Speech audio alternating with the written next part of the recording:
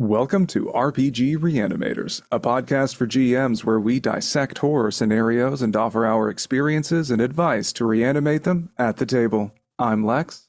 I'm Holly. I'm Nathan. And I'm Matt. And today we are joined once again by Matt Sanderson, who has Alex chained up in a non-disclosed third location. Welcome on, Matt. I thought we weren't going to discuss that because that might incriminate at least me anyway in some kind of activity there. Did I not say allegedly? Allegedly. This is purely non-legally binding. Please, Matt, we just want our co-host back. So let's see what's on the slab.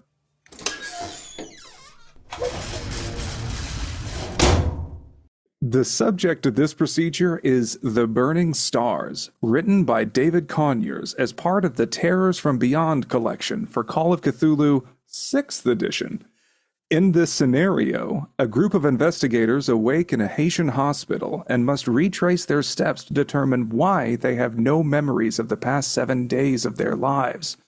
As I understand it, this is among one of your favorite scenarios, isn't it, Matt?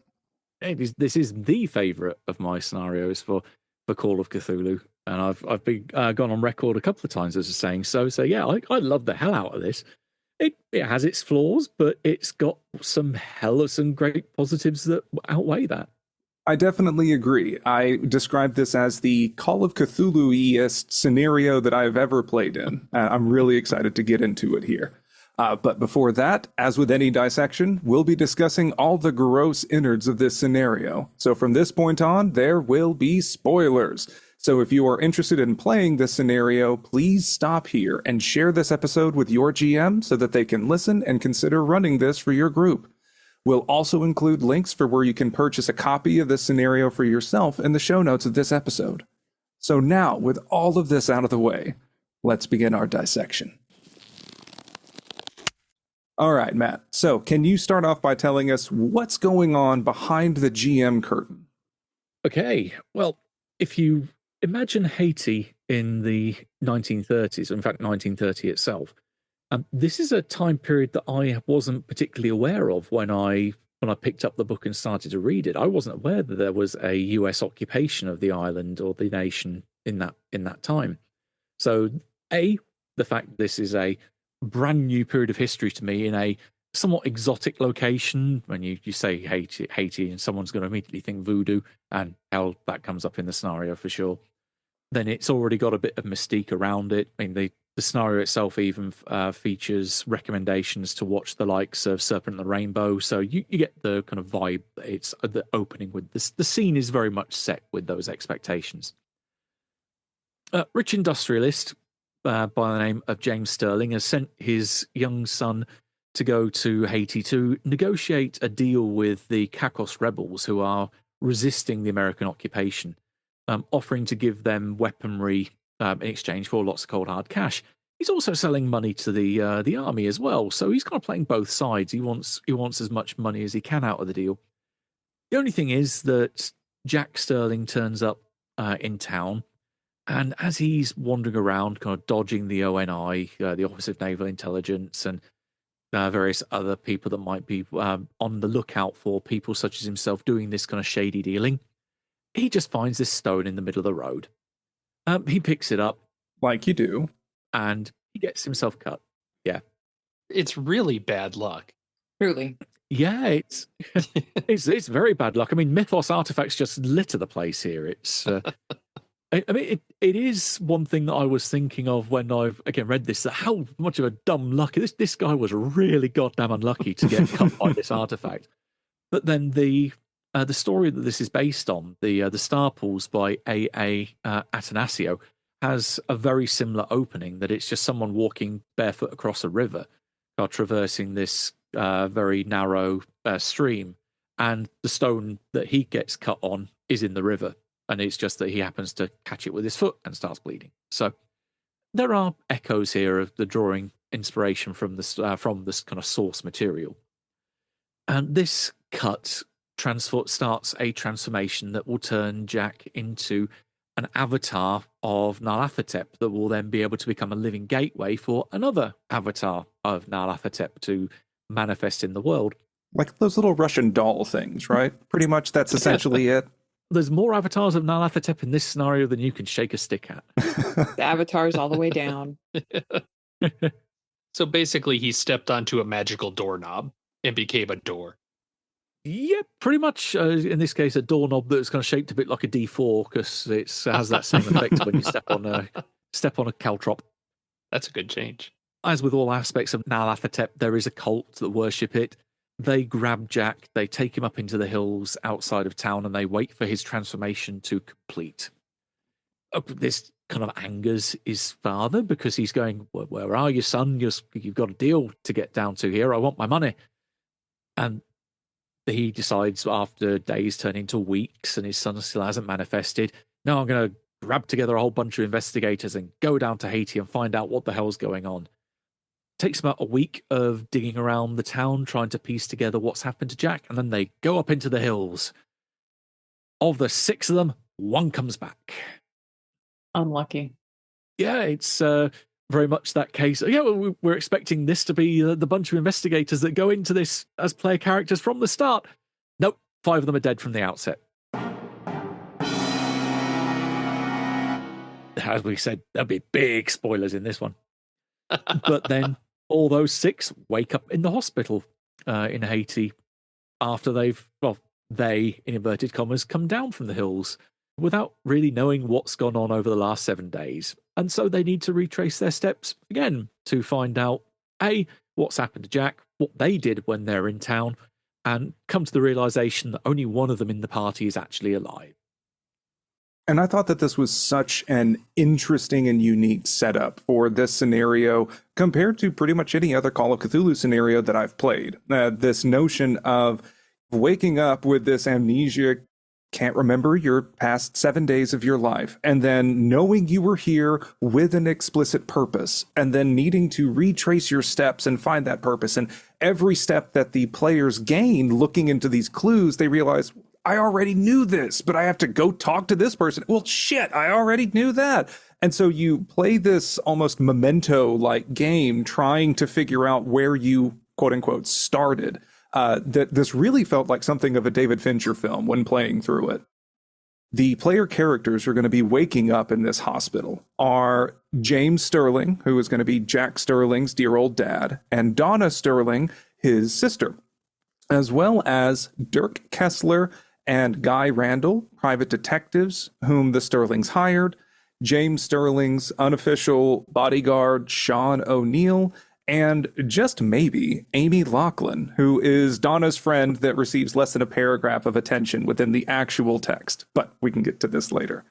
I'm also here. Yeah. I like the other thing I like about this, looking behind the screen, is that your players are kind of on a clock, even though they don't realize it at first. Mm-hmm. There's this upcoming festival, I think 3 days from the start of the scenario. Yep. And that's basically, they have to figure out what's going on and stop everything by that time, or, bad things happen.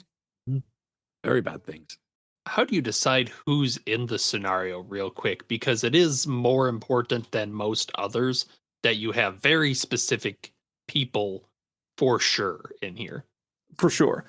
The only character that is still among the living is Dirk Kessler, who watched the other companions die terribly in the forest whenever they first went into this cultist area trying to rescue dear Jack. And he simply cannot and will not comprehend what is going on. And in this sort of mental shutdown, he has suppressed the past week of the investigations and everything here in Haiti, and also somewhat convinced himself that the others are still around. We can get to this in more detail later, but this is the big gimmicky twist of the scenario. If you are giving this to your players, it is imperative that they not communicate with each other about their characters before gameplay. The scenario actually instructs GMs to just give them their sheets and say go as soon as they sit at the table.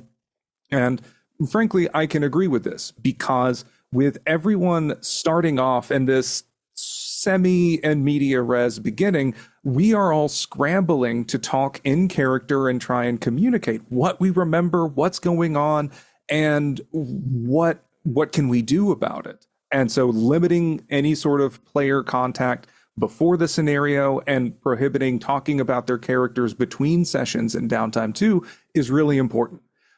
The scenario's kind of sixth sense gimmick is really effective and should have a great revelation for players at the table. There is another aspect as well for not letting the players talk too much about the characters that they have, is that they may also realize that their character sheets are remarkably similar in a lot of ways. Oh, yeah. Mm-hmm. They're all basically the same person. Yeah, exactly that. You are the same person. You've just got a few little tweaks here and there. And that may become a bit apparent if they start saying, well, hang on a minute, I've got Persuade 50. No, I've got Persuade 50. Hey, look, me too. And yeah, it might give the game away. Mm-hmm. Because since the players are going to be sort of veiled to a lot of the goings on in the scenario, their roles will be reactive more often than not. They're going to wake up in the hospital and then suddenly be talking with the doctor who tells them, oh, you seem to be suffering from short-term memory loss. We've already had this conversation 7 times. Don't you remember? I just sat down. And being able to hash this out a little bit, this is the most active they have been. The doctor then sends them over to a Major Lloyd Medwin, who is the major basically in charge of this U.S. occupation of Haiti. He is very interested in talking with Dirk Kessler because he suspects that James Sterling has been selling arms to the local Haitian rebels, which is absolutely correct. Whenever we wake up in the hospital, we just have wristbands on that don't have our names on them. So at this point, the player playing James should be very tight-lipped. And it's like, don't worry about it. Major Medwin is talking with Dirk Kessler, and that is pretty much the main interactions that he has in there.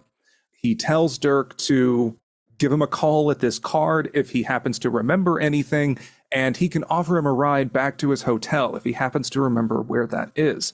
This is something of an entrapment set up by Major Medwin because he suspects Dirk knows more than he is letting on, and letting his ONI officers follow him to the hotel.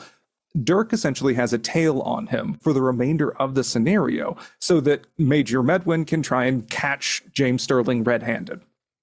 So as Dirk gets to the hotel, the players will start running into issues as they initially try to talk to the, I almost said innkeeper. I've been reading too much Pathfinder stuff. They talk to the front desk worker at the hotel, and each person will try and ask for their keys. Since the different characters are effectively dead, what other people are seeing of Dirk is him changing voices and talking to himself. Dirk's character sheet weirdly describes him as being from Australia, but then living in New York for a time. So the player that you give Dirk to is going to need to come up with some kind of wacky accent to try and embody that to some extent, that I think does a decent job of setting him apart from the other characters at least, because you will have some that are speaking much like this, and then some that are going to be speaking in some kind of weird non-Australian accent. And as the GM, you can role play this kind of, what? Weird reaction from the NPCs. This is just weird and off-putting for the players. Yeah, I think that's an important thing to kind of deal with, though, is, Matt, how do you do that without tipping them off immediately that the players are acting weirder than they think they are? Yeah, I've tried to do it when I've run this in person, is to try and convey it by just facial expression at the table and not really signpost that, hey, this character is really finding something a little bit weird about what you're saying. I'll just look at them oddly, maybe start cocking my head more and more to one side, maybe try not to blink as much as I would normally do, maybe be a little slack-jawed, going, what? And if they pick up on it, then hey, great. If they don't, then I might start signposting it a little later down the line, but I certainly won't try to make it blatant, at least not to begin with. And in this same vein, GMs are really encouraged to only refer to the player character they are interacting with as you, or maybe as Dirk Kessler if they are introduced to him already or know of Dirk. They should be asking and talking to him that way. This sounds like it'll be really tricky for GMs to avoid saying especially gendered pronouns like he or she if they may not be appropriate. I'm going to try and keep to you and they, them most of the time while running it. Did you encounter a lot of issues with trying to do this from your end, Matt? I have a lot of problem trying to remember people's names anyway. My memory works best on people's faces. Hey there, you? Yeah, but by default, I will very rarely use someone's name in conversation. I will normally default to, hey, you. So for me, it wasn't so bad. But yeah, it is something that I've mentioned before to some other folks when they've wanted to run this, that choice of language is probably the hardest part of running this scenario. I bet it is, yeah.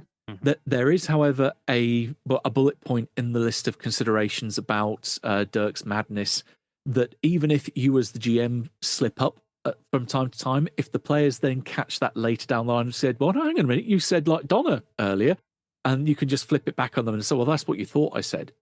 That's your crazy memory piecing together and hearing things that weren't really there. So there is a get out of jail free card for the GM. Yeah. The mind compensating, yeah.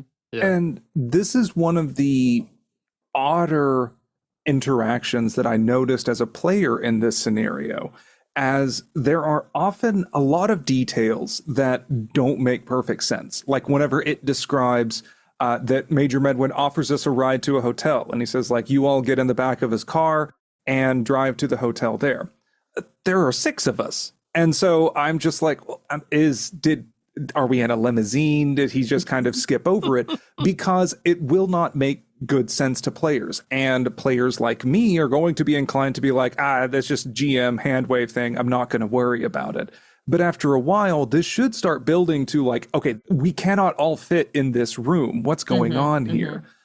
Just is something else to keep in mind. If your players start going, now hang on a minute, then what would you do to try to roll with that, especially if it's very early on? Are they going to try to call you out on something or not? I think if I remember right from looking through the scenario, I think it has one of the first blackouts being on the way to the hotel. So that could also be a way that you get round that, is that you just have the Medwin midway through the meeting say, right, we'll get you to that, and then you're in the hotel lobby.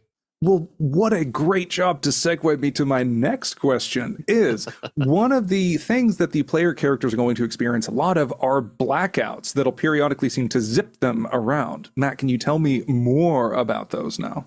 Yeah. This, again, is trying to account for when the group split up, or if there is a certain thing that doesn't make sense to them, where they start to be presented with information or evidence that contradicts their belief that they are 6 different people. So, for instance, like in the run through that I did with ITD, which coincidentally Holly was one of the players there. Very enjoyable.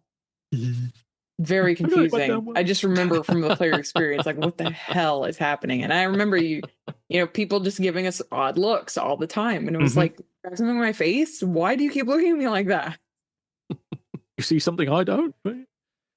But one of the ones that I remember was great was, I think one of the very last blackouts where one of the players asked the bellboy is, well, hang on a minute, how many people do you see in this room? And the bellboy just looks, well, obviously there's, and then cut to the bellboy going down the elevator, and that you just missed the whole answer because you didn't want to suddenly rationalize and hear that he said there was only one person in the room. There's only one person. Mm-hmm. And in each of these blackouts, particularly if the group decides to split up and say, in our case, some of us went to go visit Dr. Northeast, who we had a lead on, while others wanted to go check on with this tarot reader. And the way that this essentially works in universe is that the GM will follow sort of one of these groups and carry their scenes out more or less to completion, and then it blacks out. Or they may carry out most of this scene and then talk to the other group. Usually they won't have to have like talking interactions too much during this time. But as we try to split up and accomplish things, we will black out and wind up back at the hotel or at some kind of just in the middle of the street. And all of us feel particularly tired, and our clothes are dirty, our shoes are getting worn down. And a lot of it from the player's side feels like, God damn it, each of us are blacking out and we are having short-term memory loss and wandering around. And it is not abundantly clear that actually Dirk is just kind of secret windowing around to accomplish all of these deeds more or less within one day. I think you could be more or less indicative of this by describing time passing. I remember in my run as a player on ITD, I became obsessed with getting watches. And I like went to all the street vendors. I'm like, give me pocket watch, give me a wristwatch. Like, we're going to sync them up and we're going to find out exactly how much. And so it creates a great sense of paranoia and not exactly unreliable narratorship, but unreliable player control of their own characters. So we feel a desperate need to try and get to the answer quick because this feels wrong. Yeah, you'd be able to get some piece of information from that. For instance, being able to know that maybe an hour passed in this blackout. What the hell did I do for that hour? Yeah. You don't realize that it's you're walking back to the hotel and getting the, in inverted commas, PCs to all regroup so that you all happen to reappear at the same place at the same time. But yeah, if anything, just you could really be as a really mean GM or a cruel GM, provide them with enough bits and pieces to kind of taunt them with possible explanations. Well, you could have done this, you could have done that, but then why did it take this long to do this? And yeah, really just make them have more questions and answers when they try and work out what's going on there. And this is also heightened by the different player characters having very conflicting motivations. As whenever we all get back to the hotel, everyone sort of goes into their rooms, and the private detectives can see that, we actually were hired by this Sterling guy. Okay, we were here on this case, yada, yada. And trying to follow along. We have a matchbox with a moth in it. Don't know what that's about. And continuing on, that you really feel like you're struggling to catch up. Whereas the players who will be role-playing the Sterlings may go into their room and then find, here's that shipping manifest for those weapons I definitely am illegally bringing into Haiti. We better get this taken care of.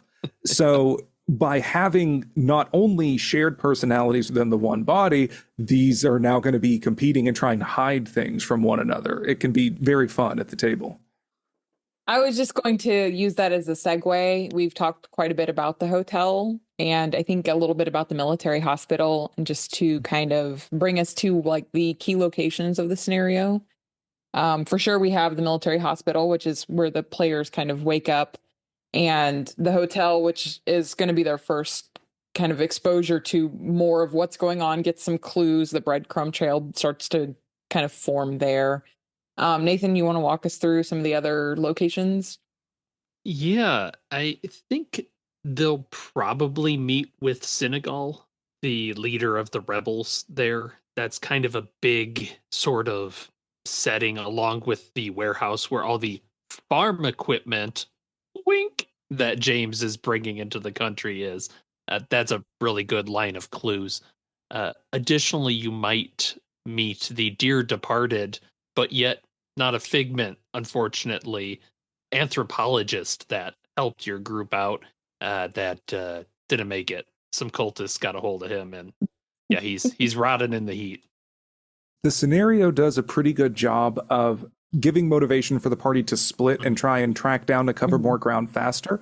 As in the initial encounter with Major Medwin, he drops this hint that it probably has something to do with that Sebastian Senegal, and then he exits stage left. Whenever Dirk and Guy are going through their records, they find, we apparently met with Mama Josephine Voodoo or something, and also Dr.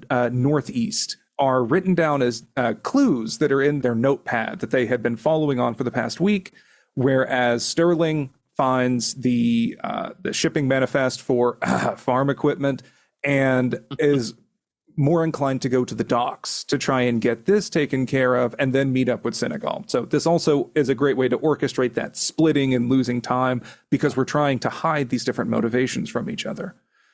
Yeah, you have to, the scenario does a good job of leaving a good clue trail, because you have your character don't know what's going on. So you have to have a good clue trail to at least get them to where they need to be. And I think the scenario does a pretty good job of that. There's one thing I would have really appreciated that they expanded upon, though, that there's this lovely section of kind of historical or contextual information that tells you about the time period, gives you a bit more information about Port-au-Prince, so where the scenario is going to physically be set. and it gives you these little anecdotes of here are some other big landmarks in town, and they just throw away references. I would have loved that to actually be something that was used more in the scenario, because some of those are really evocative locations. Yes, it lists so many locations, and then it's like, you're never going to have to worry about it. Exactly. Yeah. Give us a scene at the Iron Market. Have something a bit more involved happening at one of the cemeteries. Yeah, that it's just crying to be used to have something more happen there, and it's just this is a load of color you don't need. Yeah, pretty much. Yeah, it's a super interesting location that probably most people don't see a lot of exposure to in Call of Cthulhu or in real life. So kind of a missed opportunity to shine a light on some of that. You can definitely tell a lot of care went into the creation of this scenario, as not only is there a lot of contextual description of Haiti and the US occupation, and I learned a lot in reading it about things like this, but for many of the aspects in the scenario, such as voodoo in general, there's a pretty lengthy description. I think that the scenario suffers a bit because in sections related to, say, like Dirk Kessler, it says that he has multiple personality disorder. And it takes a minute to take a sidebar and be like, hey, it tends to work like this with these causes, and we know that it doesn't do this. And then it goes and does it. Same thing with voodoo. It's like, yeah, a lot of people have this stereotypical thing, but here's some of the and here we did it. And so it's sort of a mixed bag in that way, but regardless, I appreciate the amount of detail there. And in regards to these locations, yeah, we're given detail about like escaping into the courtyard of the hospital. That's not going to happen because you talk to two people and then you go to the hotel. That's your main base. From there, they're probably going to go to Dr. Northeast's cabin, which has already been ransacked by this cultist group. They're going to find Bruce's hacked and mangled body with a nest of tarantulas inside the chest cavity, which is metal as fuck. I love it. And from there, that's probably going to lead them to Marie Jerome, who is a room behind a bakery, and Mama Josephine, who is one of the more helpful NPCs. These areas are not described in a ton of depth, so you can feel free to ad-lib as you please there. Or in the case of the Tower Reader and Mama Josephine, almost carbon copies of the same location. I noticed that, right? Lots of birds. Oh, but no, don't you know, Marie Jerome is behind a bakery and Mama Josephine is behind a laundromat. So I think that's more on you, Matt, that they are not identical. Can't one of them be in the cemetery or the Iron Market? Can we just move them a little bit down the street?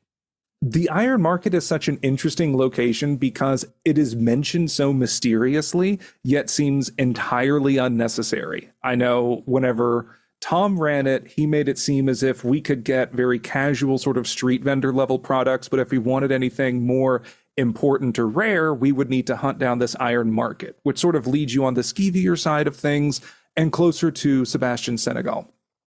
I think the only location we've left out at this point is the setting for the grand climax of the whole scenario, the star pools. They were already there. It's fine. Yeah. I like the jazz hands. Listeners, you can't see it, but Star Pool's jazz hand. I'll add some sound effects to try and help out with that. Thank you. I really appreciate that. Yeah, so what? They're pools with a monster inside. And stars.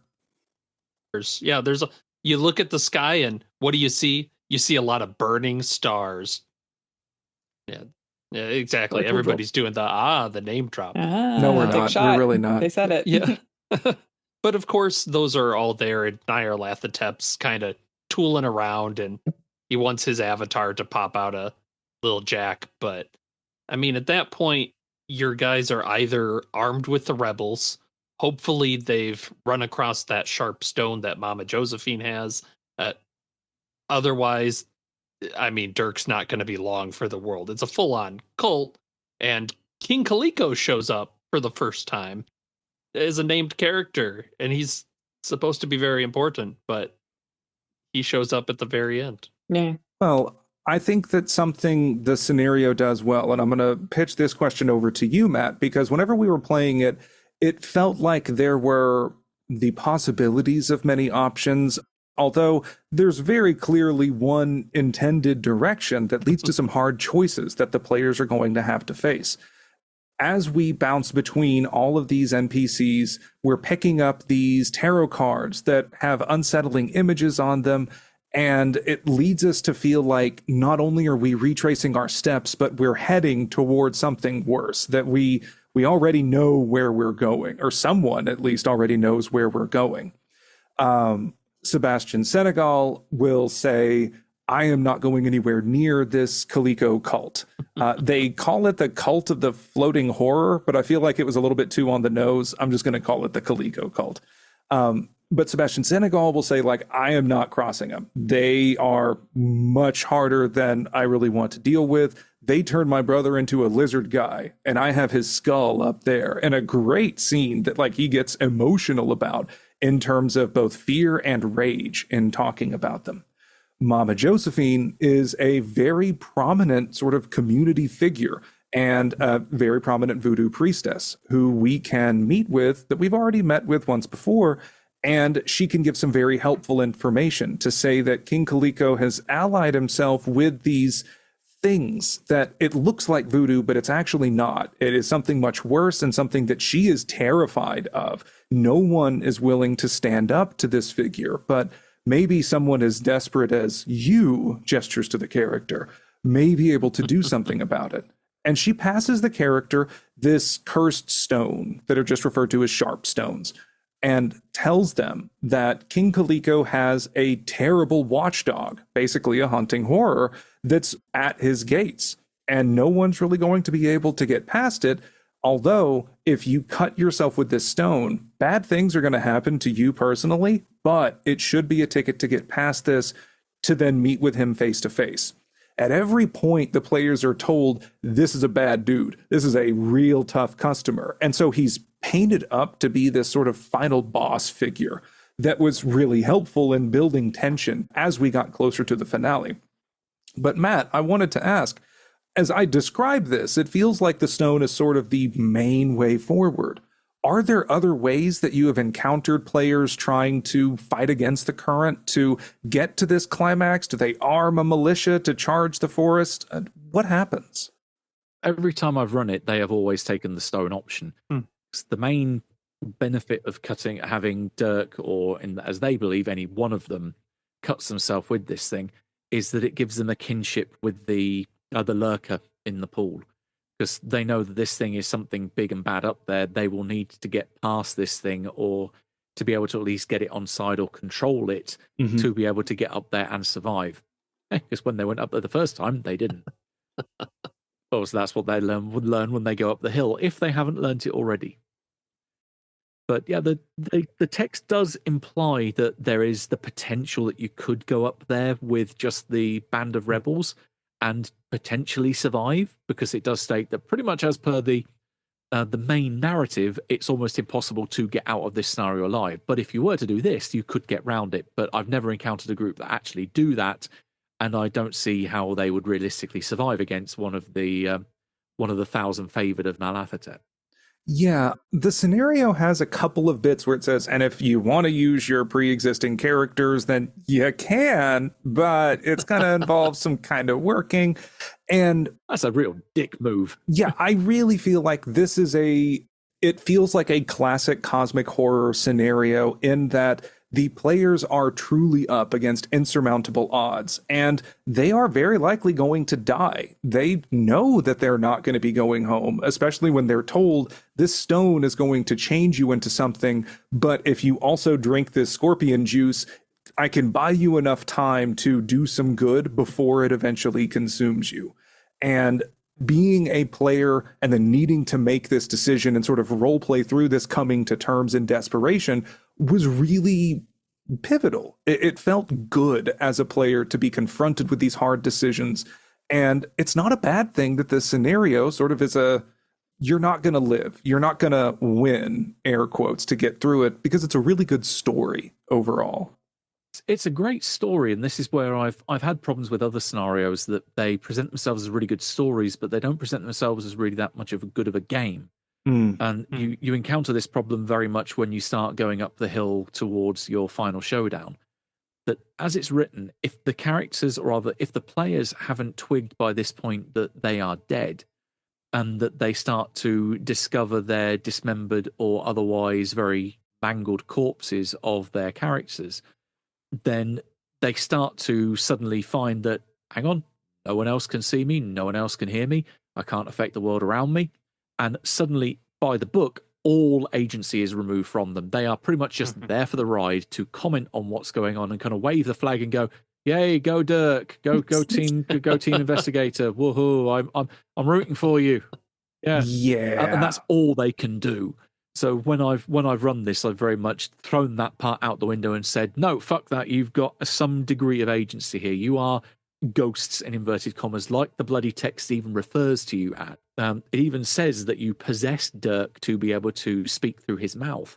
So I extrapolate that and bring in the aspects of, Nyarlathotep's been screwing with you by leaving you all these trail of breadcrumbs or tarot cards throughout the scenario. No, he's the one that has given you a degree of power and made you the embodiment of madness.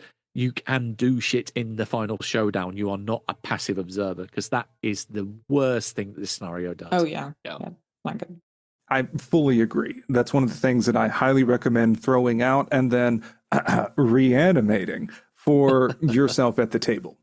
Before we get to that, though, as always, I kind of want to talk about the beating heart of the scenario itself and then what we can try to carry forward with us into reanimation.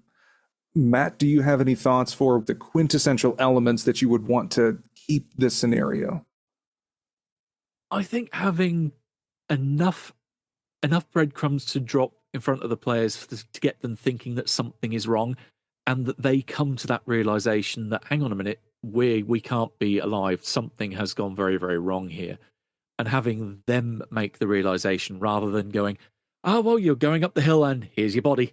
That's the kind of, it's, if all else fails, you could even have Baron Samedi as Nyarlathotep say, "Hey, you know what? You ain't got a heartbeat," or some other interaction that does that big reveal. I hear people are dying to get up there. No, you're dead. You're dead, kid. There you go. I think the scenario does state that some people can tell that Dirk has been marked by the Baron Samedi, and I guess you can use that as a way to push players in a direction if they're just not picking up what you're putting down. Well, that's one of the first interactions that they get is after they wake up, after they talk with the doctor for a second, a nurse comes in and drops a pan as for a moment she sees one person standing in a hospital gown and all of these mangled dead bodies from the other personalities around him. So I think the players know very well something is wrong with them and that they feel a pressure to try and get to the bottom of it. And I fully agree that the main element of this is that player-based realization that most of them are not of this physical realm. And I think that it is a terrific gimmick of this scenario. And I use gimmick here as a positive thing. Good. I think gimmick often gets a bad reputation, but this is one why I warn people twice to not listen to this before getting the actual spoiler, because this is a tremendous reveal at the table. Our group was stunned into silence. Holly, Nathan, Matt, what about y'all? Yes. I remember it was a big what the fuck moment for our group. It was like, oh my God, are you kidding me? And then it was the, how did we not see this the whole time? And the Sixth Sense moment of you thinking back on all of the weird moments and you're like, holy shit, that's why those people were acting like that. Holy shit, that's why this happened. Yeah. It's really terrific. And it was one of the greatest showstopper cliffhanger moments that you can end a session on as well. And we didn't record it. Mic drop, and that mic was never heard hitting the ground. Yeah, which is why, honestly, I've seen people run this as a one-shot, and I'm like, no, like, draw it out. But we can get into that in reanimation. Matt, do you do like flashbacks to all the clues that they had, or do you find players usually remember being told, like, 5 people died up in those hills just a few days ago? Oh, no, it's almost like a pseudo flashback that what I tend to do is I go back to pivotal moments and then play it through with what actually happened rather than what their perspective of what happened was. Like Medwin saying, like, I'm going to nail you to the wall if this MPD bullshit doesn't turn out to be real. Or things like, well, that would be inappropriate, sir, for me to give you the key to someone else's room. And basically giving that whole spiel, but kind of the complete version of the scene. a bit like in Joker, again, for spoilers for if you haven't seen the film.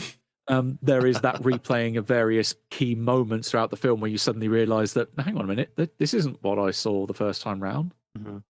I think this is also just a great scenario for like the paranoia, the constantly looking over your shoulder. Like you have all these groups kind of watching you, tailing you. There's you feel this definitive threat, and then this desperation of like what has happened to this man's son. It's just very good, like, yeah, the paranoia of it all. I absolutely agree. It feels like as a player, I was dropped in a car already going 50 miles an hour, and I need to try and steer into all of these skids because I'm not in full control of my character. I keep learning, like, well, I need to talk to this person. This guy's fucking dead. Oh my God, did I kill them? I don't know. And then we learned that there is a very pressing timetable. Usually players won't learn about November 2nd being a deadline until after day one. So then, like, whenever we learn, we're like, we need to get this resolved today because something big is happening tomorrow. There's lots of pressures and there's a lot of weird elements to consider. Like, as soon as we got the newspaper that a group of white folks were seen wandering into the forest and then there's blood and gore everywhere, but no bodies are recovered. I mean, there's strong voodoo elements in the story. I suspected we were all undead for some reason or another. I thought that maybe King Kaleko had killed and then revivified us to get this sharp stone and bring it back to him. I was very worried that I was just a eldritch item mule for this entire scenario. And it still made the other realization hit me far out of left field as well. It's a tremendous gimmick for this scenario. Yeah, and I want to follow on with Holly too, of all the tailing and the setting and everything. It's very noir. Like it's very sit in the room, the fan spinning overhead while the guy's interrogating you. And I think they mentioned a few times, like, everybody's sweating because you're in Haiti and there's no air conditioning and it's just miserable sounding. Man, I think you have a film that you have recommended a few times, very similar. Yeah, there's in fact, I think even the scenario also recommends Angel Heart as being a good reference for this, because the motif of the fan rotating in that film, yeah, it definitely brings back some memories for this, and also dealing with multiple personality or perception of what you do versus what you think you do coming into play. But as the word's been mentioned a few times now, paranoia definitely has some nice tongue-in-cheek references in the artwork. Because when you get down to Guy Randall's body being found, where it's just the foot in a shoe, that just suddenly that screamed paranoia for me of the smoking boots from the front cover of that book. Mm-hmm. And as they get up to this realization, I think sort of the last key element that I would really recommend sticking to is the finale at the Star Pools, where there is already a ritual that is in motion. It felt truly like some of the scenes that were described in Lovecraft's original Call of Cthulhu story. And that is where this really felt like the penultimate Call of Cthulhu scenario to us. Like it felt right on the nose. And I think being able to follow this very noir trail of breadcrumbs, desperately pushed, making hard choices up to this finale, and then chaos of this ritual and trying to do what you can there, it was really great. This is one of my favorite scenarios. It is extremely good. I highly recommend running it. Do we want to kind of transition from here into the general strengths and limitations of the scenario as written before we officially jump into reanimation? Okay, I'll start then. I really, truly appreciate that the author left in a list of inspirations and recommended readings and watchings right up front. As Matt mentioned, this is based on The Star Pools by A.A. Atancio, as well as The Faceless Watchers that is written by the same author, David Conyers. I managed to track down a link to The Star Pools on the Internet Archive that we can share in the show notes here. It also recommends Wes Craven's movie, The Serpent and the Rainbow, that's set in Haiti as an additional source of background there. And then, Matt, what was the movie that you just mentioned? We can try and link in the show notes. Angel Heart is also listed as one of the inspirations for how to portray that MPD aspect of it, or at least the unreliable narrator part of it. There's a whole list of options, including even looking at maybe even Gollum from the Lord of the Rings is one of Yeah, the... I saw that. I was like, Gollum, okay. Now, can you imagine one of the players playing Dirk Kessler as Gollum? The stone is my precious. What's the stone, precious? The farm equipment loves you, it does. I think about every NPC you interact with in this scenario is just it's got to be going through it in a conversation with your group. Oh my goodness. I'm just thinking about this one dude approaching you and doing all of these voices. If anything, it just encourages me to think that like everyone in Haiti is extremely polite and considerate, that like they're not going to say anything, but they're like, man, I should probably just leave. Okay. Nice to meet you. Bye. Why does everybody just back out of the room once they're done talking to me? Do I smell funny? If it's anything as it was in the 30s like it is now, they've seen some shit. They don't know. There's a guy walking down the street doing several voices in the got of this interior monologue. They're going, I saw kids getting gunned down to 2 streets over, man. I've seen shit. Oh, goodness. I think we've said it before in the strengths front, like good clue trail. It has to be. Otherwise, the scenario kind of falls apart. But it's done. It's done well. Well written.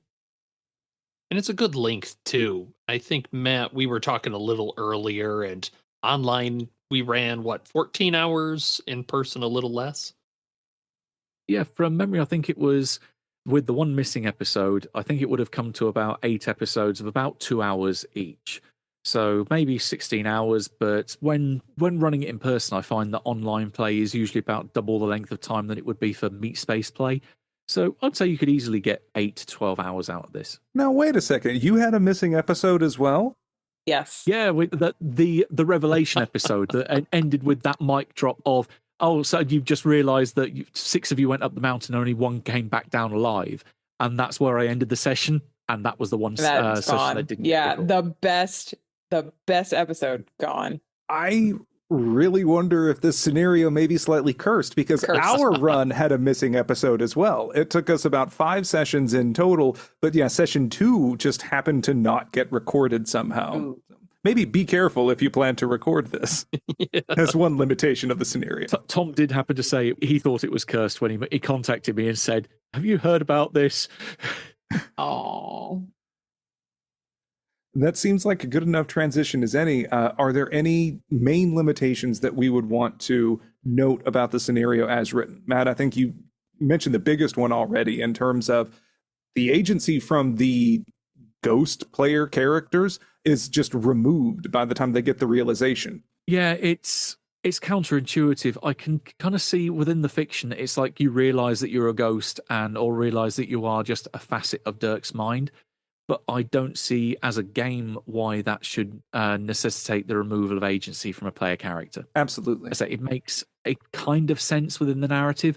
But yeah, first and foremost, remember that this is a game that you are playing. Make it fun for the players. Don't do what so many other games do, which is, oh, well, this is a great story, and therefore I'm going to continue on down my railroad to get to the ending I desire.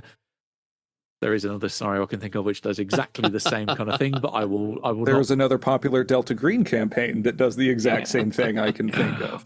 I won't get on that ranty railroad, but yeah, it is something that I have seen in gaming before, where it would make a fantastic film, would make a fantastic story if you read it on paper, but it's just not interactive as a game, and it's just not fun.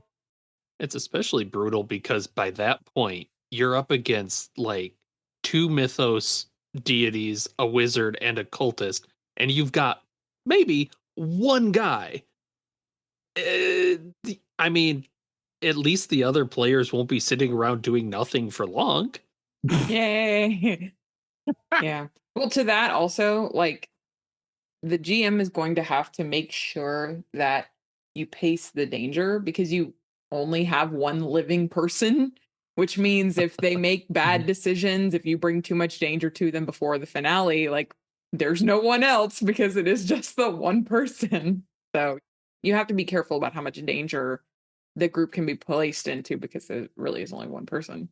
I have been trying to get that bloody crocodile to eat a player character in the warehouse every time I've run this, and I've never got the bloody thing to come out from under its trapdoor. Oh, that was one question that I had for you, Matt, is that if you have had one of the ghost player characters die, because I feel like that could be a really uncanny scene that like we watch them die and then we find them later or something like that as another way to kick off. How did I get here? Maybe you black out if you watch them start taking damage as Sir Robin runs away. And it's just like, we lived. Oh, okay. Well, thank God for that. Yeah, I've been dying to get that kind of that really headfuck moment but didn't I just see you get gobbled Yeah, up that's in fair. I guess you dog could. eaten Yeah, in two? yeah. That does make sense. A good way to get around it, anyway, for sure. I think also, obviously, Dirk is the unknown main character, quote unquote, of this scenario as written in terms of a story. And it's also clear because as you are reading through the descriptions for each of the different player characters, with each step, it tends to get a little lighter and a little lighter. Then you get to poor Amy Loughlin, that is just like, she's Donna's friend, go. And she's a journalist, she lives in New York. That's all you need, go.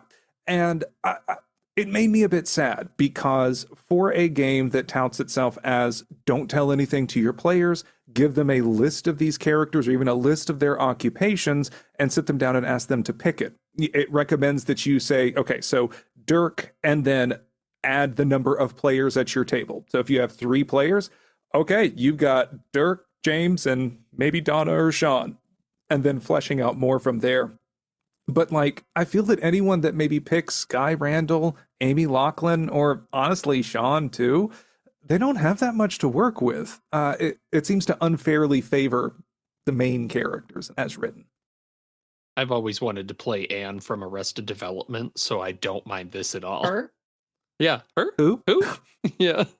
I agree with you, though. And I think even, I mean, it's a game. Players play the game. That's the social contract. But Amy and Donna don't really have a lot of reason to be there in the first place. Like, Amy, sure, or Donna, whichever one is the Sterling. Donna. Sorry. Donna. Yeah, like, she would obviously want to know what happened to her brother. But you're talking about, like, a billionaire allowing his daughter to go to what is perceived as a very dangerous country when his son has mysteriously disappeared. I don't know why he would even allow her to come. And then, like, why does her bestie care at all? Like, girly, good luck. Like, I'm not going there. It's like the GM suddenly thought of, hang on a minute, I've only wrote 4 characters, but I've had 6 players turn up to my table. Quick, think of something. And I feel like, there's room for more varied characters that you could give backgrounds to, which probably and wouldn't even require a ton of work. So, and then just sort of a final note, as written, the scenario has this bad habit. Maybe this is a byproduct of earlier Call of Cthulhu editions, but it keeps recommending rolling to have these obstacles like getting lost in the city or falling into a manhole and breaking your... Don't do that. That's easy enough to just portray narratively. We've already mentioned before, players are going to feel a bit frazzled and lost. So this is just a way that you can build that environmental atmosphere without asking them to roll navigate, or else they get lost and lose time for no reason whatsoever. The one that caught me for sure that was like, why the hell? I'm going to bang my head against the table, is when you find the first tarot card in the hotel bathroom. It suggests, well, on an occult roll, you get this, but on a third occult roll, you can gain this. So they go, for God's sake. So we're supposed to ask the GM? Yeah. Don't hide things behind rolls. Oh my God. So that was yours. Actually, mine was in the first encounter with the hotel. The matchbox containing the weird beetle moth thing is locked behind a roll as written. And then whenever you get to the section of the story dealing with Mama Josephine, it's like, she's really glad to have that moth brought to her. And it's like, the one that you hid behind a roll earlier? Yeah, I'm sure she's glad to get it. Don't hide key clues behind rolls. This is a fun scenario. Have fun. Yeah, and speaking of things that haven't aged well necessarily, yeah, there's some definite writing perhaps of the time there, not just with the multiple personality disorder, which they explicitly say doesn't work this way, and then they go ahead and do it. I think, Matt, your explanation just makes way more sense. Nyarlathotep is messing with them, right? Like, just go with it. It's easy. The voodoo sections as well, there's a lot of like, well, he's Baron Samedi. It's like, please stop making your deities into mythos things. Just make them an offshoot, or like have it be something else. Why can't he just be imitating Baron Samedi? Like, Yeah. Stop inserting mythos entities as religious figures. Like, I don't want to read that Jesus was a Nyarlathotep avatar. But like, fuck out of here. I don't care. Wait. Hear me out. Hear me out. So edgy. I like it. And yeah, and there's just racial descriptions and stuff in here that is not up to current anything. It's just not great. Yeah. As you mentioned, like, it's certainly a product of its time. And I think that attempts were made in good faith, but just by today's standards, it doesn't really hold up. So just bear this in mind whenever you're reading through it, and think about ways that you can try and circumvent these types of issues from coming up at the table.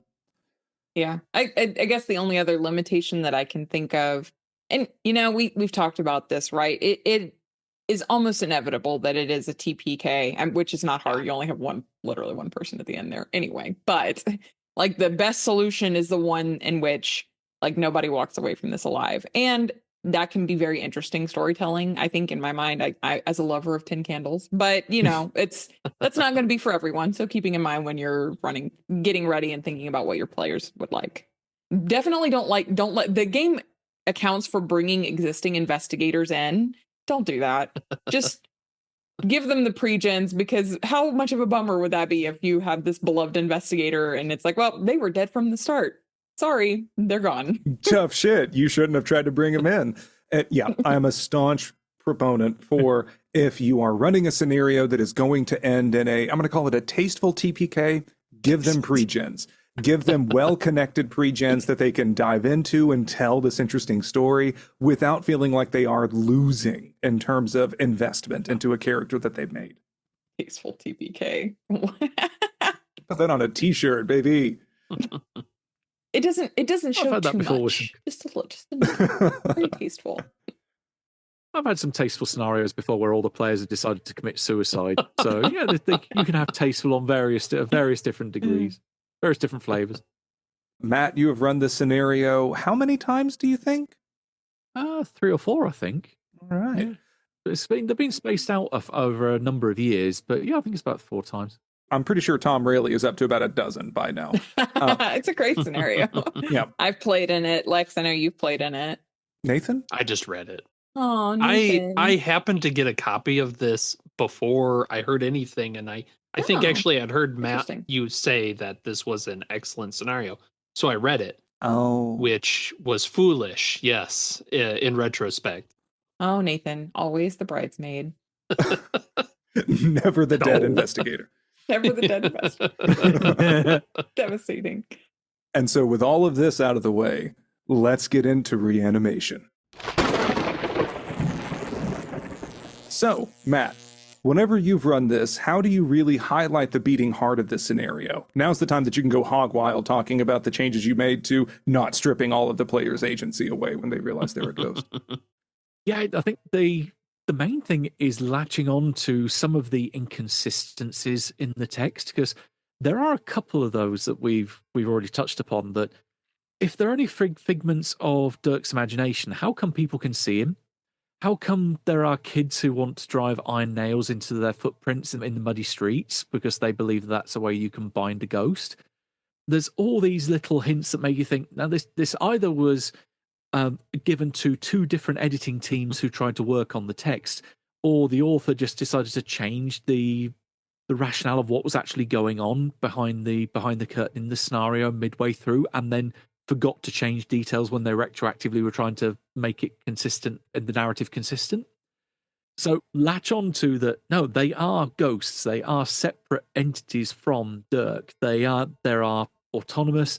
They have this ability to influence the world, and don't make them sit around on the back seat just watching and going, yeah, we believe in you, all the way through the end climax. And give them that ability to possess, for instance, Dirk.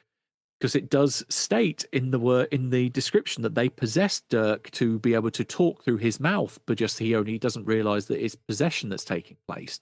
So ride on some of those key words that are used, and that can open up a lot of options for you. Can you talk a little bit more about some of the other abilities you gave ghosts? Because I've seen a few other than just possessing Dirk. Yeah, I've given them the ability to try and wrestle control away from Dirk, so it's like trying to be the one that gets behind the driver's seat and be the person that's at the controls, that they will have an opposed power roll. Now, admittedly, that is something that Dirk has a massive advantage of if he's used the stone at that point, that he has the big power boost. But it just means that the odds are maybe slightly more in his favor. He could roll really, really badly, and the possessing character rolls really well, so it would still allow them to be able to jump in. But also then they could potentially possess corpses, so if they end up having some of their rebel group going up the mountains or into the hills that get killed off by one of the monsters or other cultists, then hey, there's a ready vessel you can jump straight into and use there. Just don't get the others to look at the bullet holes and the slash wounds too closely. It might freak them out a bit. Or there's even cultists that you could possess if your rebels gun them down first. And it just gives them something that's a little freaky, adds a little bit more horror into the scenario that's otherwise had that kind of noir feeling. But you've also then got potentially them to use them as good lookouts and scouts, that they can move within any field of vision that Dirk could realistically see if he had a 360-degree vision. That means they can creep up to the camp when they hope that no one can see them.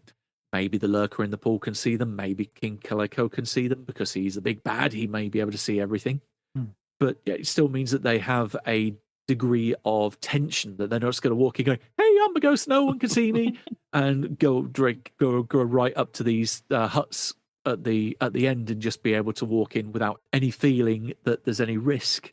But yeah, there's little bits like that are thrown into there, and maybe even giving them that potential wildcard exit that someone could survive the scenario if they tried to leap into an unwilling living host, that everyone else dies, but they suddenly find themselves staring down the barrel of the gun as they've shot the one living PC there, Dirk.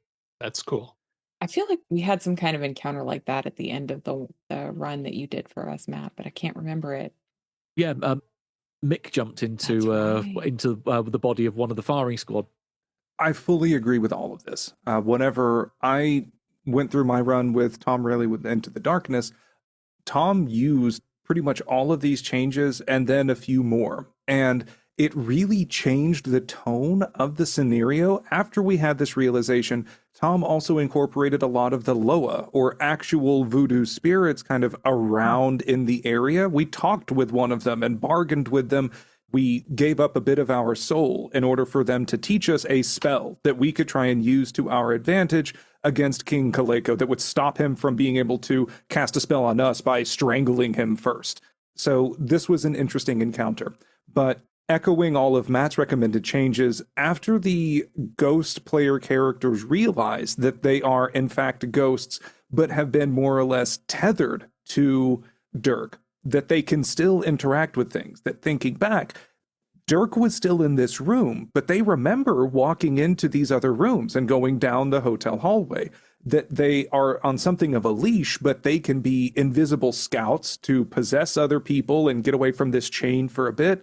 Or, as Matt mentioned, they're effectively invisible 360 scouts. So whenever we were coming up the trail to King Calico's, evil cult base, it was really cool and almost video gamey that like these other players could say, there's a guy over here behind this tree, and it would give me a bonus die on my shots to like action movie shoot where I should not be able to see. So this was a really great way for the other players to have an active role whenever it feels like the odds are against us, but we have this profane occult advantage now.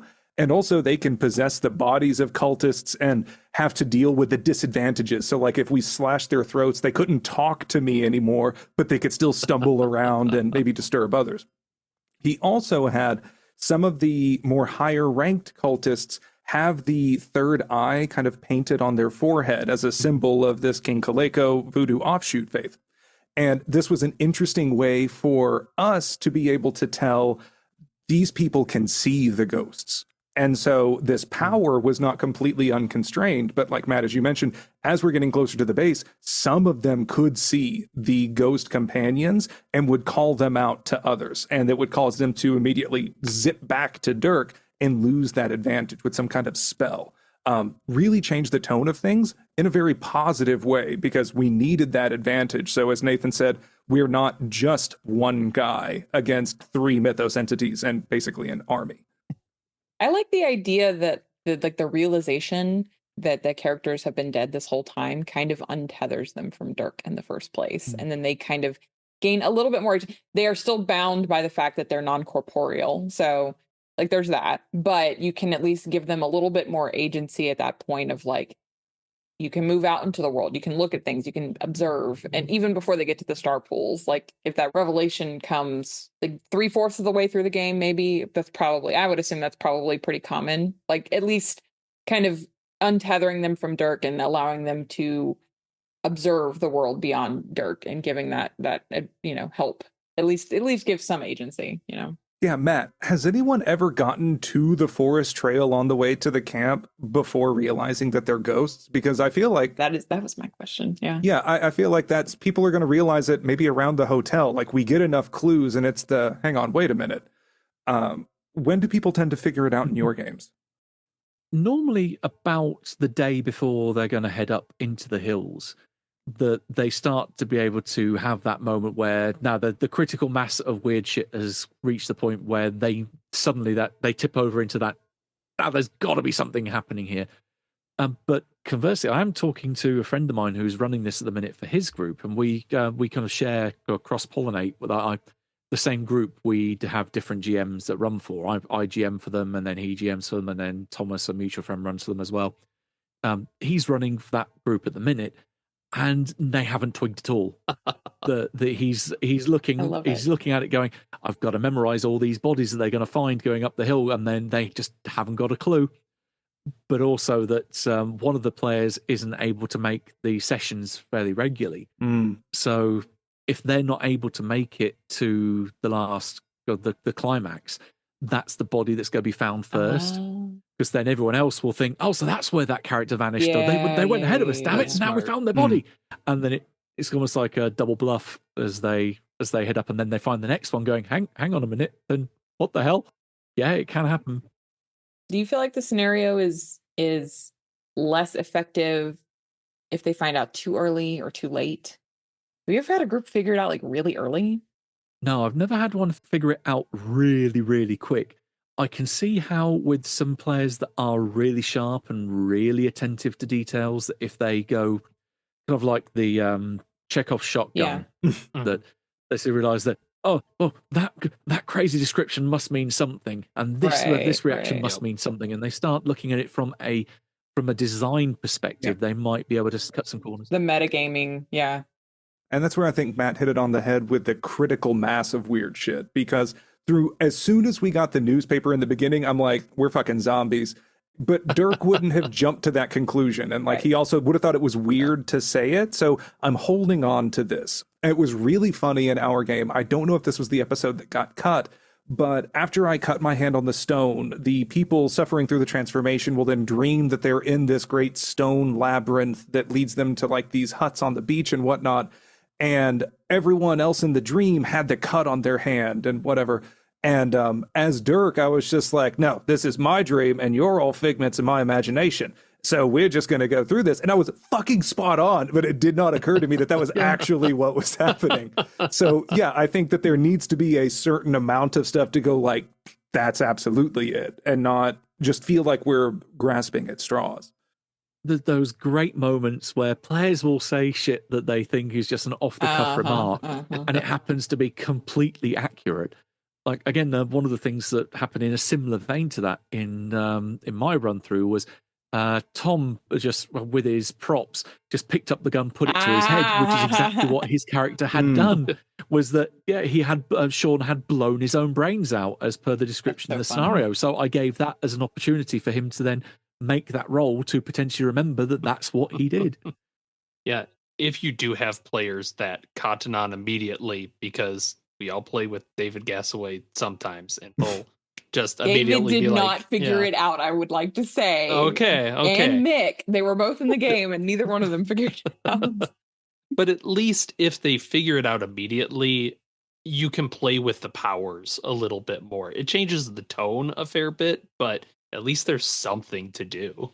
Yeah, I would say I feel like ruin is not the word I want, but like it changes it, maybe not necessarily for the better to me if they figure it out too early rather than too late. Yeah. I suspect that players are going to be running around trying to follow these leads and be grappling with the blackouts, that these are going to be more immediate pressing concerns. So like they have so much on their plate that if they did have more downtime to kind of mull on it and experiment, and as Matt mentioned with like clever usage of blackouts, if they happen to ask a question that would spoil it, you can snap them away. And so being able to sort of keep that away from them until the 50 to 75% mark, I think is going to be great timing to have a big realization. That feels like the sweet spot. Yeah. And if you give the ghost PCs these abilities that we're talking about, it also really changes the tone of the walk up to the camp when they are finding their dead bodies. Because, you know, we get this really interesting dynamic shift in tone. That first, this is a very noir, detective, weird shit is happening, investigation. Then we get this M. Night Shyamalan twist. Then we get this kind of action movie going against these impossible forces with an invisible scout squad. And then it became really sobering as the other people were finding their mutilated and mangled bodies. And Sean, who is written to be among the most aggressive PCs, that he's just like, there's something here and I'm going to kill it. I'm going to fuck it up. And like he's chomping at the bit to get up to this camp the whole time, finds that he shot himself. And like it completely undercuts this driving motivation that he has had, that I remember all of us as players were kind of, we got very quiet and somber going up here. And it added to the impetus for us to, we're not coming back from this and we are going to shut this shit down, as a great climax finale. I highly recommend it. Definitely one of those poignant moments. We all can't say enough good things about this. Like, oh, do this. This is wonderful. Well, I can try to be more negative.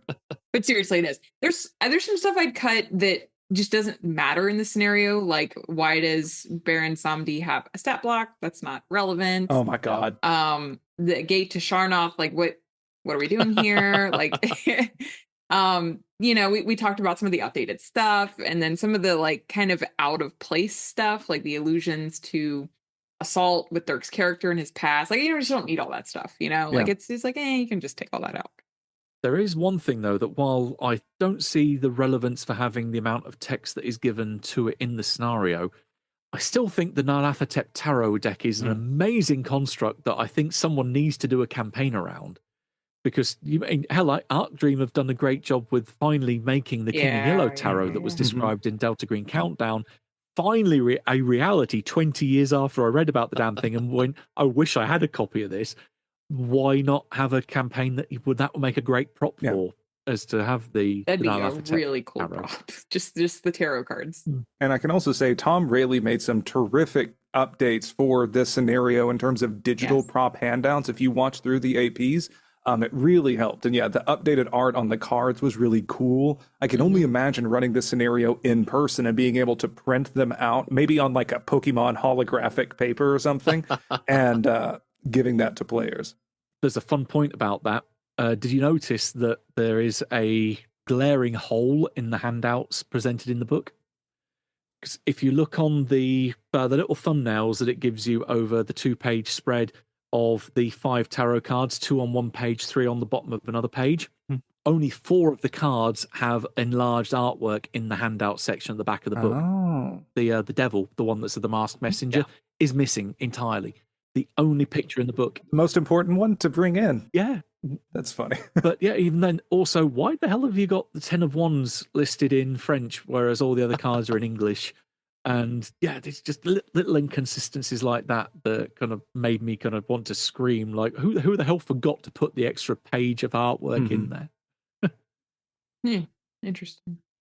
Yeah, and that kind of ties to an interesting aspect of it, that Nyarlathotep seems like he's working against himself in a fun way. Like, that's really fun to play around with, because he's actively taunting you with these tarot cards. Basically, you can't avoid them. Practically, is you even have people being like, I wouldn't touch that if I was you.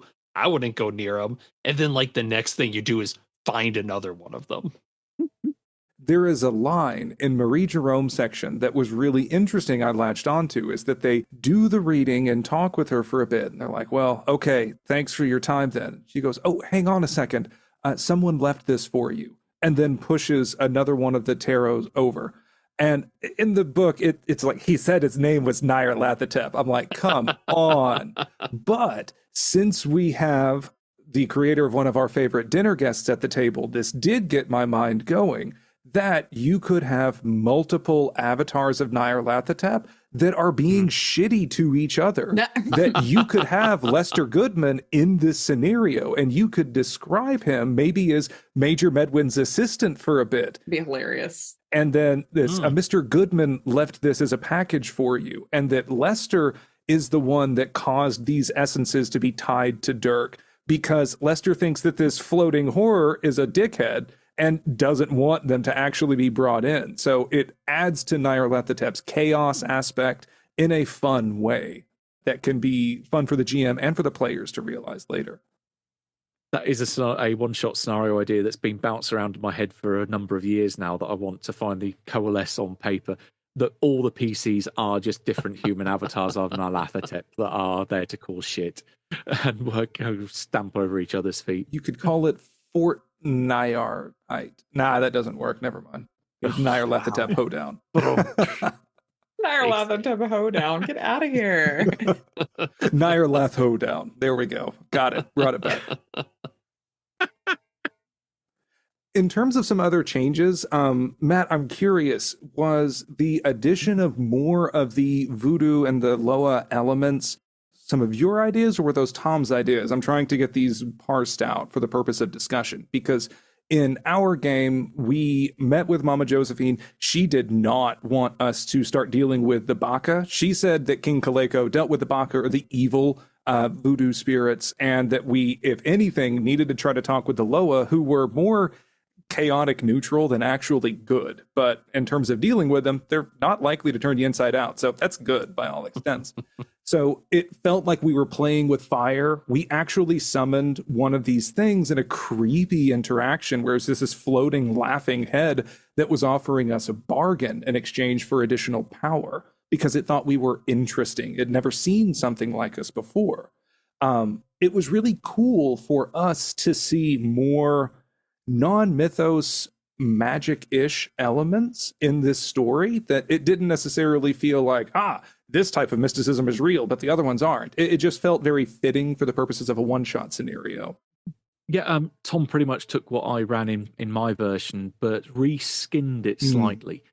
So I very much made the emphasis being that Josephine knew this because she had been round the block, she had a good mythos score, and she knew how to contact these spirits, but refused to do so because it was an unclean act. So that she even had to perform a cleansing of the area after they'd done it, because this was something that, as a upstanding and almost white witch kind of persona in the community, she could not be seen to be interacting with this stuff, because it would damage her reputation and therefore damage the goodwill of the community. But I portrayed the Baka in a different manner. I tried to make it almost something verging on the demonic, that it was more this outline, like a heat haze of a figure. So something that was more anthropomorphic. I vastly prefer what Tom did, having seen the picture that he uses on the video to put up of this grinning face and having this laughing going throughout all the interaction, whereas I tried to play it more kind of stoic and unhuman and being kind of ethereal and alien. He went full on weirdness, and I thought it was a downright more creepy. So hats off to him.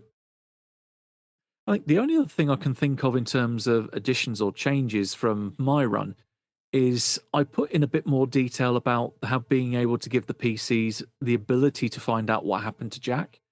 So I had that the reason that they had gone to that hotel in particular is that they had tracked down Jack to having also rented a room at the hotel, and that they were able to find his journal, which breaks one of the rules outlined by another great YouTube channel, The Casual Criminalist, where the host Simon Whistler says, "Never write down your crimes." Well, of course, Jack wrote everything down in a journal.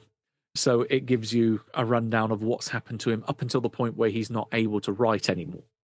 You know, something that could be very interesting for that, if one was so inclined to make draft letters that Jack was going to try and be sending to his dad, James, that is written in a code that they know. So it sounds mundane talking about farm equipment. And so to any other character reading it, it seems kind of gibberish. But then for James's character, you could get essentially a translated version of that, and that would be a more plain text note that's breaking that code to give that character a little bit more reason to be there. Maybe Donna could also be able to do that too, because I do agree that Donna doesn't have a great reason to be there. In our game, she was a super fun character, as was Amy. I think GM should also spend some time trying to buff up their reasons for being there. It's a backstory, and especially give them compelling elements to want to be there. I think having Amy be maybe a student or potentially an aspiring author. So she has been glomming onto her relationship with Donna as a way to try to write up a book that's kind of keeping up with the Kardashians in the 1930s. So that, you know, she can give something thrilling for readers. So because of all this, she's excited to document all of this stuff down until she realizes it's gone too far. Yeah. And another option too is you might want to consider giving like Donna, maybe during her work at Miskatonic, you know, she joined the a shooting range basically.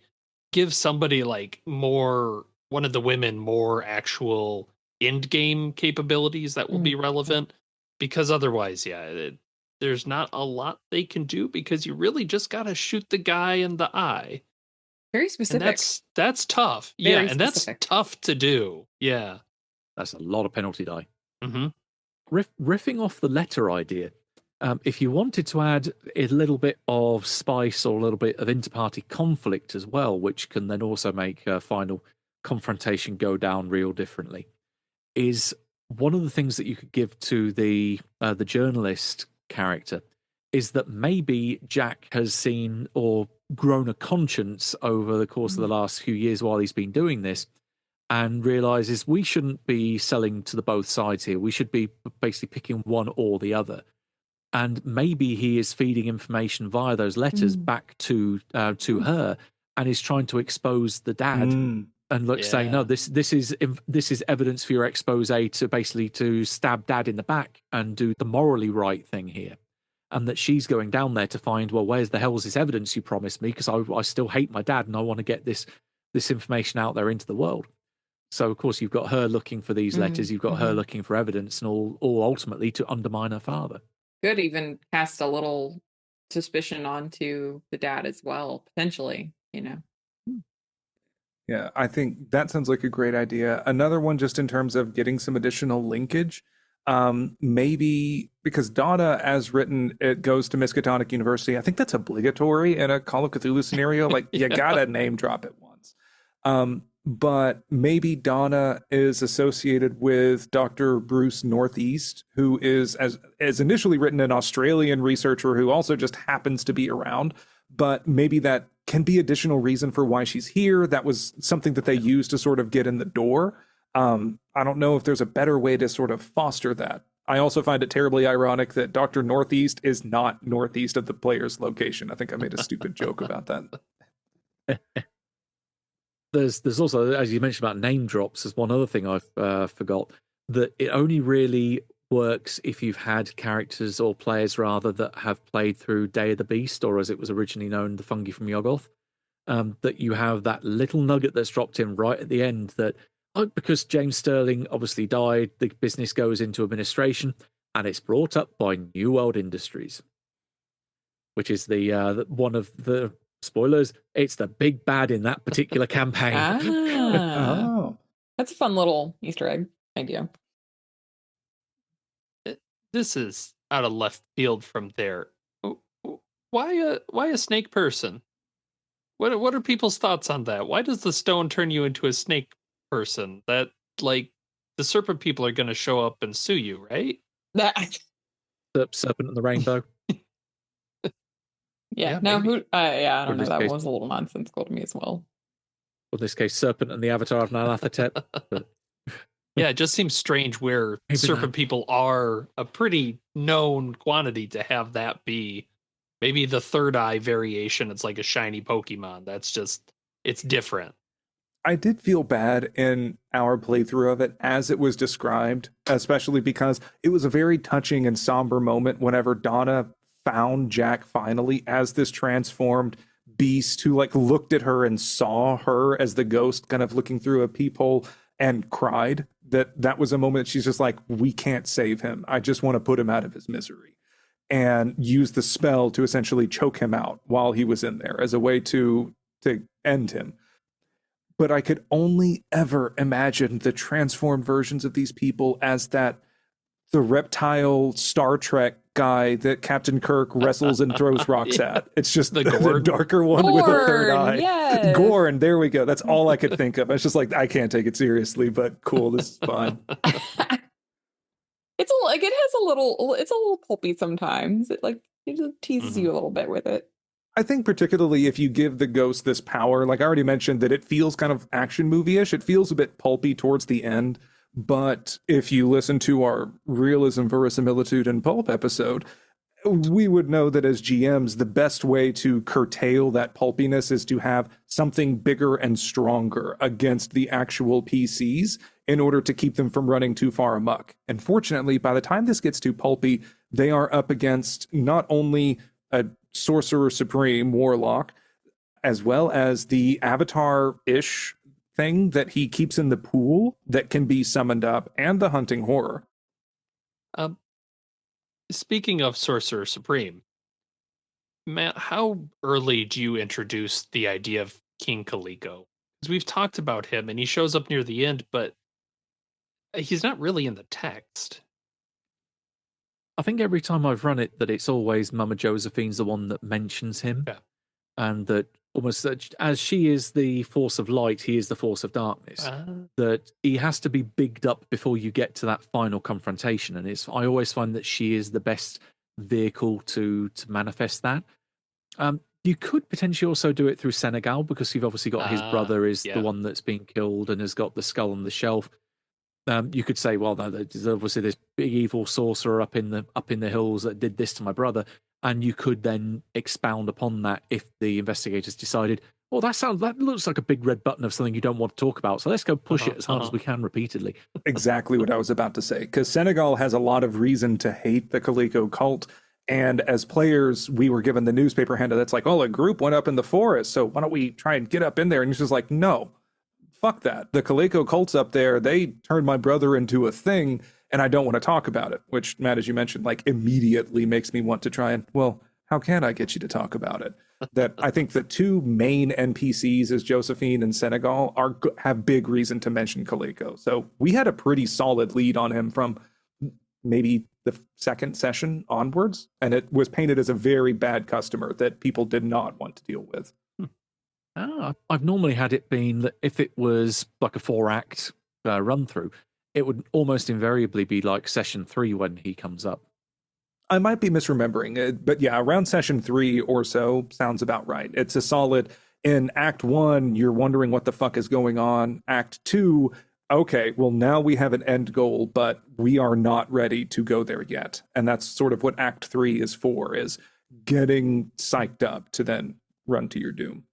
Yeah, and then players can prep for it too. Because if you go up there going, well, there's the beast that we're going to run into and the host, which is the Snake Man.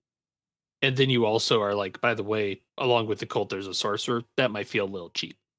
Yeah, I think at least at every turn, whenever we played it, we were told that, oh, there's a lot of bad things up there. There's the cult. Oh, and this bad thing. And this bad thing. And the sorcerer, that literally the strongest people that we have encountered are saying, absolutely not. I'm not touching that. So yeah, I think that as players, we felt very real danger going up there. And even with the ghosts, I also just had an idea. If we wanted to use the higher level cult members have the third eye and can see the ghost people, maybe these machetes that they're carrying around that they hacked Dr. Northeast to bits with are made of pure iron. And so if they happen to pick them up, it's wondering why, but they would be able to actually damage the ghost NPCs that if they do get brought to zero, it can sort of take them out for a while. They're sort of just mist hanging around, and then you could bring them back right at the finale as it takes them time to remanifest, or maybe after they find their body or something, who knows. It adds weight to having that nail in the footprint. Mm-hmm. So as that's an iron nail. That was a cool, weird scene. Mm-hmm. Are there any other scenes that you really liked from your runs of it? I like the dream sequence where they wake up and they're finding like their passport photos have all got blank faces and there's just blood all over them, because it's, again, thinking back to Angel Heart, it's more like one of the great dream sequences in that film where he almost finds that his stomach's been slashed and that he's just suddenly finds himself, he's bleeding for no apparent reason. As the elevator's coming down, as this figure in the veils sat off in the distance. And it's just all those little motifs that suddenly start to become more apparent in the same scene. It's just one of those things that has a very similar reason for being in the scenario. Holly, what about you? I'm still hung up on just the revelation. Like, that's, to me, like, just the best part of the whole thing. Absolutely. I use this scenario as a case example of a scenario having a gimmick is not a bad thing. Right. No, yeah. This is a great gimmick. And it's, I'm going to say like Gatsby and the Great Race, also a really fun gimmick. Disassociation, really fun gimmick. It's just something that it is a great twist that you must guard against spoilers with all of your heart. Right. To be able to experience it yourself. Yeah. And to that, it's just, that it feels a bit challenging to be the GM for this. Worth the challenge, but it does feel a little bit challenging to not accidentally give it away. Yeah, Matt, do you have any general GM advice for folks that are interested in running this? Yeah, I'd say one of the best things is really have a look through that list of bullet points for how Dirk interprets the world, and that's that little kind of get out of jail free card at the end of it that says, even if you do mess up, it's his brain just coming up with random shit and filling the gap. But also have a look at various run-throughs of it that are online, either the ones that we've done at Into the Darkness. There's bound to be other ones out there on YouTube as well. So see how other people have done it, and then where maybe they've had pitfalls, you know where to avoid them. Or if it does happen to you as well, you know how to then to roll with it if it happens. So yeah, don't be afraid to borrow from other folks. And also, while thinking of say, look at other games that might get you in the right mindset for this. Another gimmicky one shot that I'd recommend in the similar vein is Dockside Dogs. If you haven't played that, that has a similar kind of what the fuck reveal towards the end of that. I've heard great things about it. I'm still holding off because I know I need to play it. You do need to play it, but it does have a good reveal. I think as one last note of general GM advice, we've mentioned that this scenario is like over 90% likely to end with the tasteful party kill. And because of that, I think it is really important for GMs to think about a sort of epilogue that they could have ready to go as a way to zoom out and give a bit of a finale.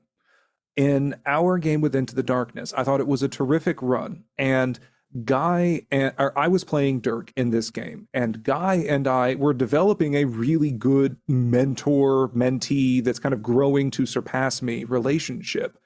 And at the end, after we, had killed Kaleko, I told the creature to go fuck off somewhere.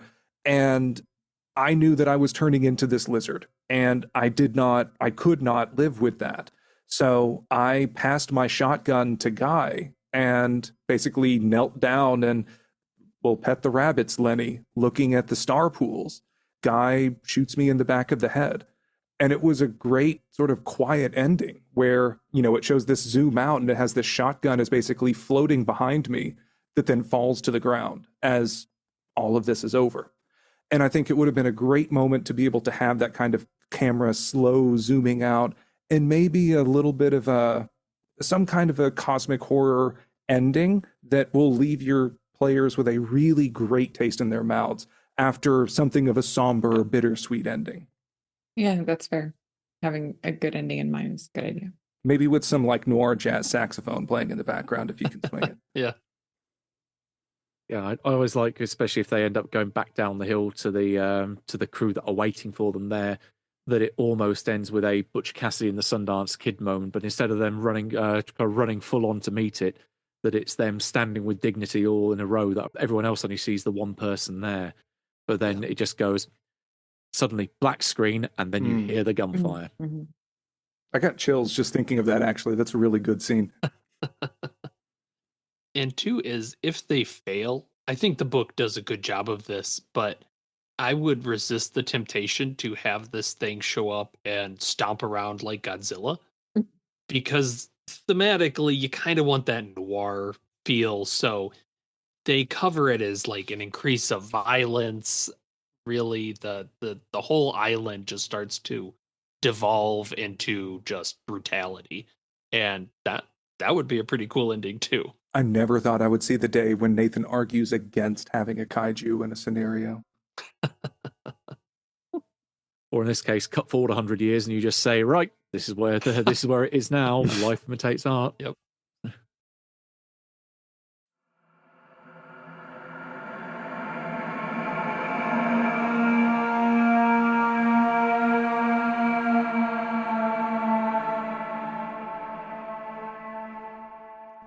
We hope our deranged utterings have been helpful in bringing this scenario to life at your table. Be sure to check out the show notes of this episode for links to get a copy of this scenario for yourself, any RPG resources we can share, multiple actual plays of this scenario that we recommend, as well as an invite to our lab's Discord server to discuss more reanimations. We also post these episodes to our Patreon that's free to follow, or if you like, you can make a charitable donation to help us keep the ominously flickering lights on at the H. West Memorial Mortuary and Laboratories. Matt, where can people find you if they want to chase you angrily with pitchforks and torches? Join the queue. The queue can be found over at blasphemoustomes.com, which is the website for our podcast, The Good Friends with Jackson Elias. And do you have any other abhorrent products that you are trying to unleash upon the world, devolving everything into madness and chaos? I'm currently wrapping up the next issue of the Blasphemous Tome, which is the fanzine that we put out for the patrons of our podcast. That includes a lovely, slightly dystopian scenario based around the hive of scum and villainy, otherwise known as Northampton. So until next time, thanks for listening to RPG Reanimators. Where your games can die. Or live. On the table.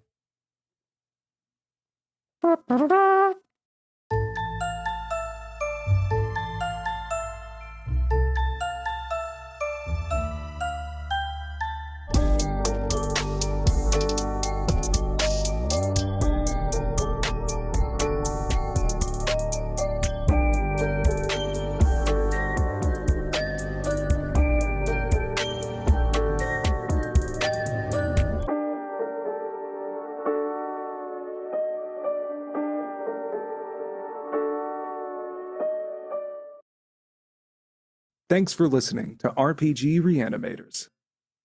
Where your games can die. Or live. We didn't brief Matt to give the last sure line. didn't.